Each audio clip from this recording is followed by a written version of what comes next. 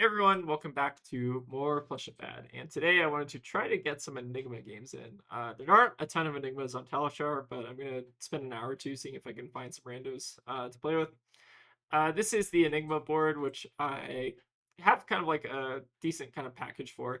I think the Growls are really, really good in this matchup just for presenting really annoying breakpoints to try to pop Mirror Guy. Spinnings and Pouncing Key are kind of like our go against sources that also have combos, so they combo off like Ancestral Harmony. And then we're just running kind of like our standard 40 other cards. Again, not like a super spicy package, but again, this is kind of like what you run into Enigma just to kind of tempo them. I've tried out like Harmony Hunt over Spinning Wheel Kicks. I think that's like a reasonable choice because the breakpoints on Harmony Hunt are a lot more annoying than Spinning Wheel Kick. But Spinning Wheel Kick also has the added benefit of like getting randomly hit off Harmony. So there's like trade offs there.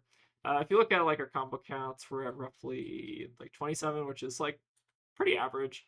And then yeah, just kind of general good stuff. And then most of our defensive stuff is still on the board.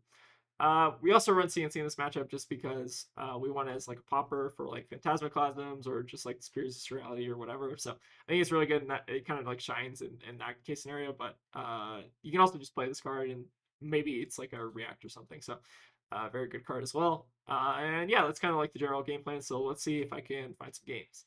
All right, we got an Enigma. Hopefully this will be a good test of our Enigma board. So they're choosing to go first, which makes sense.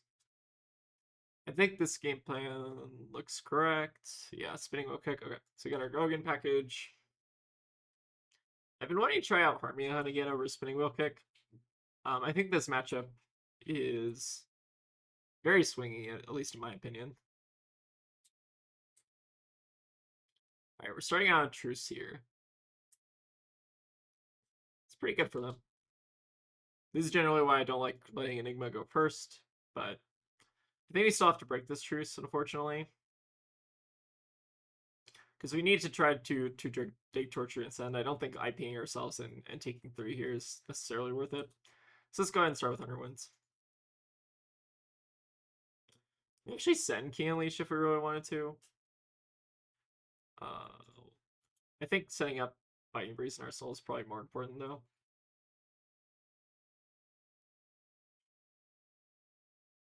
It's kind of interesting to talk about like when you should versus shouldn't break truce. I think this is the case scenario. Like if I can send 9 and at least filter my hand to try to dig towards Transcend, I think it's worth it to break the truce here. I think if my hand was like, if I already had Transcend, maybe I would change my opinion, but I think the way we have it here is kind of fine.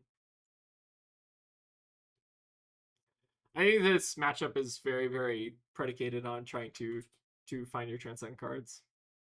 All right, Mirror Guy early is kind of okay. They could have like Pump here, but I think we just need to kind of keep our hand to try to break it. We also have CNC in case they want to send like Phantasmaclasm or something. We can also block 6, so it's pretty good. Right, Grain that tips the scale is also fine. So they have 2 other cards that they can play. Right, Phantasmaclasm, they can, oh, notably they can take the CNC here. So that's kind of bad for us, but it's okay. Coming in for 9. So now we have to figure out a way to break this stupid mirror guy. So I think the play is going to be send Biting Breeze for 1. Biting Breeze for 1. Maybe block with Pouncing Paws here, because we do need to break this, I feel like. And it kind of threatens at least another breakpoint with Growl and Pouncing Key if we can guarantee a Tiger. So maybe blocking with this seems reasonable, and then we can also like Wind Chakra at the end of it. I think I don't mind this. It does leave us open to Disruption later in the game, but I think it's worth it to just unlock it if we need it.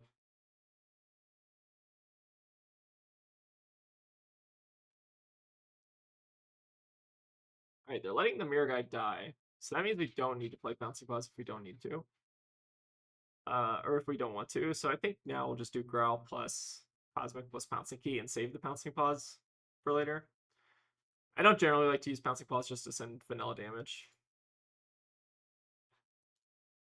But this is a game that I think is going to be largely determined by who transcended, and I think they are currently ahead given that they have seen their 1 transcend card.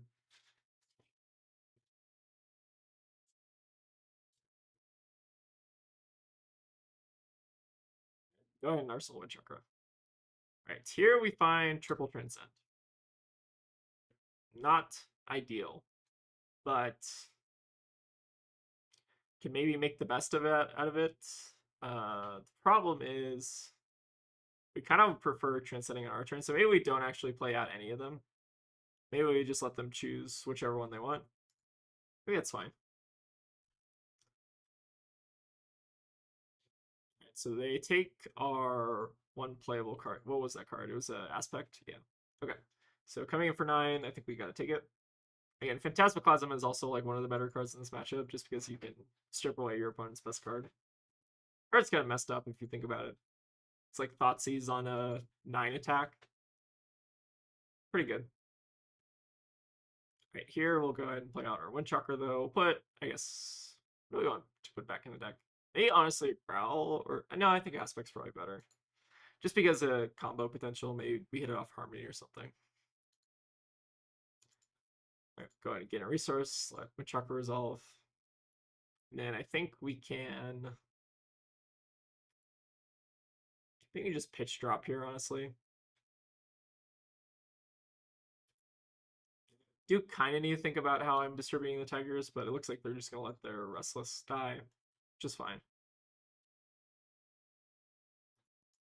You get a Key Unleashed here if we want to, but that's not really like threatening anything. It's mostly just 6 damage. I think it's like decent though.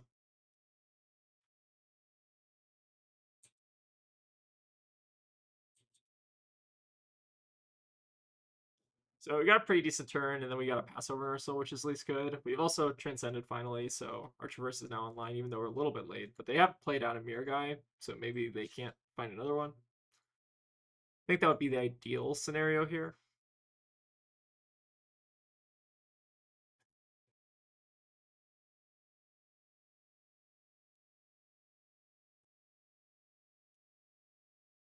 It looks like they are going to develop this out. Using Tunic to pay into Footsteps is also kind of interesting. Alright, so this most likely means they have another Mirror Guy on their following turn, but at least we have Chi lined up for that. So we got an Arsenal Pass, and if we can find another Transcendent card, I think we're in pretty decent shape. But it will be a bit of an uphill battle. Alright, so we have Mirror Guy, and I'm assuming like a CNC or something. So we unfortunately do have to take this Mirror Guy. No real way around it. Right, finishing on Enigma Chimera. So that's better than Disruption, at least, because we can pop it. I guess the question is, do we think we can kill Mirror Guy without popping Traverse? Because Traverse is basically just wasted on this, if you think about it. So I think I'm kind of fine to just pop, because we can already Transcend, we can already get Aspect. CNC is obviously a little bit awkward, but we should be able to probably pop to this Mirror Guy, but we're not guaranteed, I think. If we wanted to be extra safe, we could throw Traverse in front of it.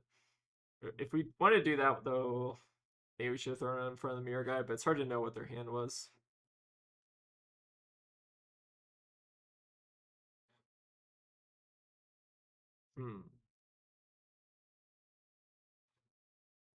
It's interesting to think about. I think, honestly, maybe popping Traverse here just to guarantee that this thing dies is probably worth it.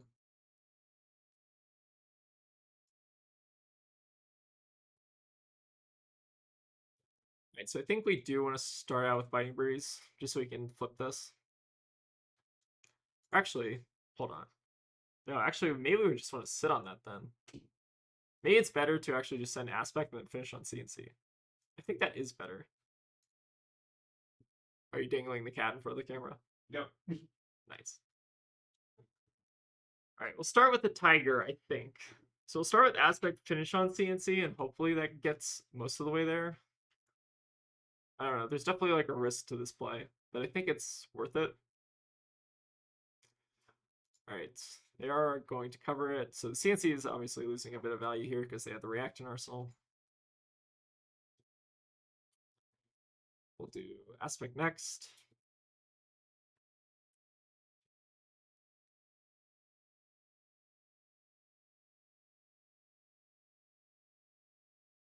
I'm hoping that the CNC more so acts as evasion at this point in case they have multiple reacts in hand. It seems like they got a Restless. Sure. I don't think that changes a ton here. It means they can make like a Spectral Shield, obviously, like block 3, but at least Mirror Guy dies, which is always a plus. Now they have to give a 4 block to keep the Restless alive, which I think is good for us. So we prevented Mirror Guy at least from swinging twice, which I think is kind of the most important thing here. And then the CNC should at least clear the Restless, and then we were loaded up for next turn with Passover. So I think I kind of like how I piloted this, even though we did lose a little bit of value on Traverse. But I think we at least played around Disruption, which I think is more important than not playing around Disruption. Okay. Our hand right here is excellent. Perfect Zen hand. We have Aspect left in the deck, so we're totally fine there. Harmony is getting at least 3 value here, so we'll go ahead and try to high roll. All right, we find the Aspect anyways. Perfect gaming. We'll banish the Truce because fuck that card. And I think we'll just... Could also push for lethal by using this as pitch. It's kind of reasonable at this point, honestly. We might end on like a mauling key. Seems reasonable. If you're given a high roll, might as well take it. Let's get our mauling, and then we'll send Underwoods here. We're kind of giving them information here, but I think it's fine. Generally, you do want to try to sequence this to the point where you're minimizing information you're giving your opponent. That's actually probably something we should have... oh, sorry. That's also probably something we should have talked about in the videos, like minimizing information that you're giving an opponent. I think that's also like a very skill. That's like kind of like an intermediate skill, honestly. Is like trying to reveal the least amount of information to your opponent as you're playing. Because now they know what we're tutoring for, so like they can kind of like sculpt their hand around. If they don't know what we're tutoring for, they can like potentially mess up on a block or something. I think giving your opponent opportunities to kind of mess up is also kind of a very important skill that maybe we should touch on. I think we're going to make a second video at some point about why you're not improving at Fab, but I think that's going to be added to the topic list maybe. I think we just need to brainstorm a couple more ideas of like what to include. But this should hopefully eat their whole hand. So you get them down to 2. So I think we piloted this quite well. The hand's a little bit awkward. I think this might be a Pouncing Paws hand, just so we can try to push a bunch of breakpoints for lethal. You can also just like pitch Chase the Tail for something, like pitch it for mauling at the end. I think that's also reasonable. I think we'll go ahead and use footies here. Plus Tunic, sure.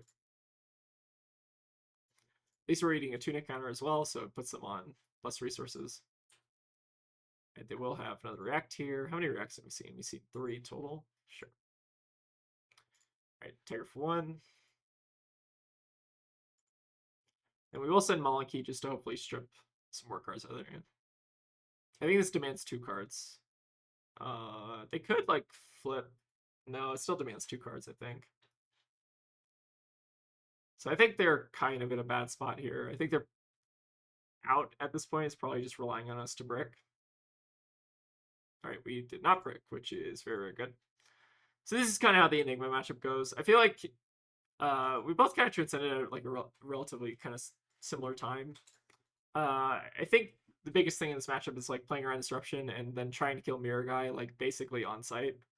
Let's take a quick look at their deck though. Okay, so we do see Essence of Ancestry Mind, so this is very interesting. This is a card that I think the Runaways were playing yellow Key Unleashed for instead of like red or blue. So kind of interesting, but again, I'm only running 1 copy of Blue Key Unleashed. Where is it? I think it's in the graveyard. Oh, there it is. Okay, it is in a graveyard. So yeah, Blue Key Unleashed against Essence of Ancestry Mind is kind of like interesting. But I think I like this card as like one of a blue. I tried like 2 or 3 of. I think it's also kind of fine. Like again, your blues in Zen are pretty flexible. I was thinking about making like a video at some point about like just putting titanium baubles in Zen until I noticed the difference between that and like a normal blue. I think that would actually kind of be a funny video to make. But yeah, I think that's how the Enigma matchup goes. Again, I think I'm gonna just call it on one game today because the other games I recorded were just like super one-sided on both ends. So, anyways, I think that's gonna wrap it up. Again, that's kind of like how I approach the Enigma matchup. Is you basically try to kind of tempo them, draw towards your Transcend cards, and then kill Mirror Guy on sight is kind of the key plan here. Yeah, but thank you all for watching. Hope you all enjoyed, and I'll see you all next time.